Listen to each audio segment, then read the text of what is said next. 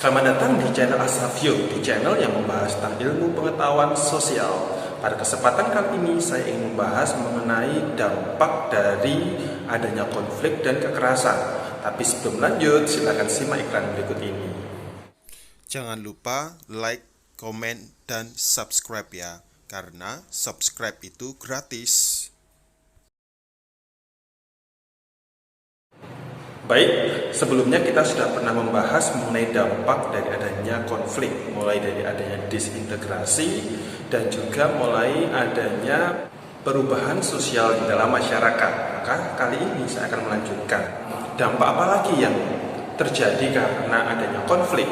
Nah, mulai dari adanya menghidupkan kembali norma-norma yang lama plus menciptakan atau menetapkan norma yang baru. Maksudnya gimana? Misalnya ada dua kelompok, kelompok A dan kelompok B, generasi tua dan generasi muda.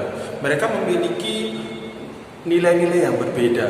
Yang kelompok tua biasanya pasti mempertahankan norma yang lama, sementara yang masih muda biasanya dia itu lebih mudah menyerap hal-hal yang baru sehingga berusaha untuk menciptakan norma yang baru. Nah, pertentangan antara dua nilai-nilai yang berbeda ini akhirnya akan membuat terjadinya konflik. Nah, nanti yang menang siapa? Tergantung apakah nilai yang lama itu mampu survive atau justru nilai yang baru perlu dibuat. Saya ambil contoh sederhana, misalnya berkaitan dengan pandemi ini. Nilai yang baru memutuskan bahwa kita harus belajar secara online. Dan kebetulan biasanya sebelum ada pandemi, orang-orang kan sering sekali mengatakan, ya kita tuh harus belajar maju.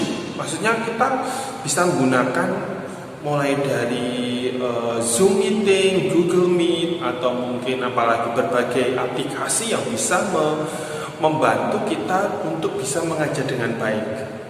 Begitu terjadi pandemi, maka hal itu benar-benar terjadi. Tapi permasalahannya, begitu terjadi hal seperti itu, ternyata orang-orang mulai berpikir, apakah benar bahwa 100% kita bisa mengandalkan sistem pembelajaran seperti ini?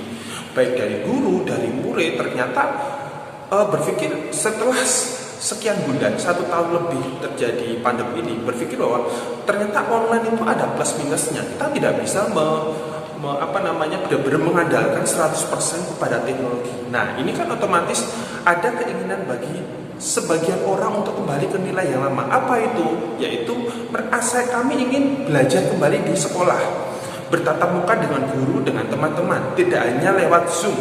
Karena biar bagaimanapun belajar dengan Zoom atau dengan Google Meet itu sifatnya hanya untuk membantu, bukan untuk menggantikan keberadaan guru, misalnya seperti itu. Nah, ini contoh sederhana bagaimana norma yang lama yang sebelumnya sempat ditinggalkan ternyata mulai dipikirkan bahwa ternyata norma yang lama itu lebih baik, misalnya seperti itu. Contoh yang lain, saya masih ingat pada saat awal terjadi pandemi, orang-orang selalu mengatakan kita harus selalu rajin cuci tangan.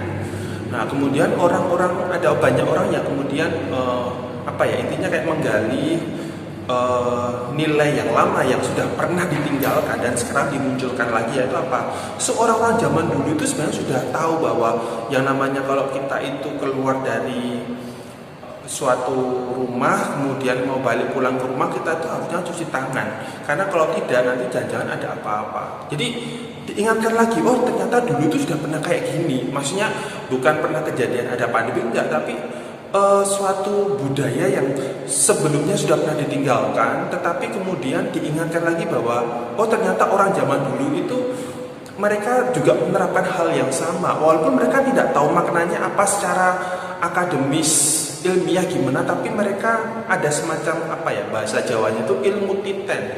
Kalau orang keluar kemudian dia mungkin dari pemakaman dan sebagainya, tapi masuk ke dalam rumah tidak cuci tangan, mungkin keluarga di rumah itu bisa kena penyakit. Sekarang kita bisa melogika bahwa mungkin orang yang dari pemakaman pegang jenazah atau gimana, terus dia pulang, dia mungkin membawa bakteri atau apapun itulah yang itu bisa berbahaya bagi kita. Nah, otomatis diingatkan lagi, ternyata kita memang harus menerapkan hal seperti itu, memunculkan nilai yang lama yang sudah tertinggal dan kemudian dimunculkan lagi.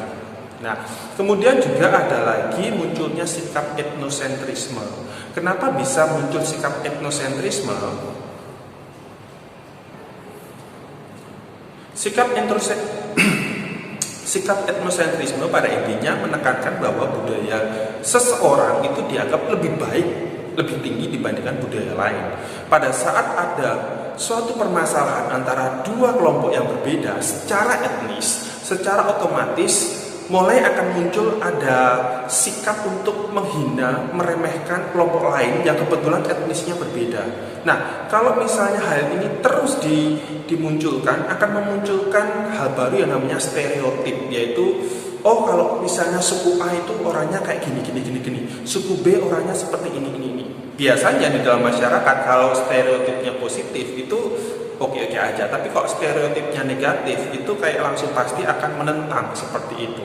Yang intinya kalau akhirnya itu terus dibiarkan berulang-ulang akan menciptakan suatu konflik yang baru, dan orang akan semakin jaga jarak. Oh lebih baik jangan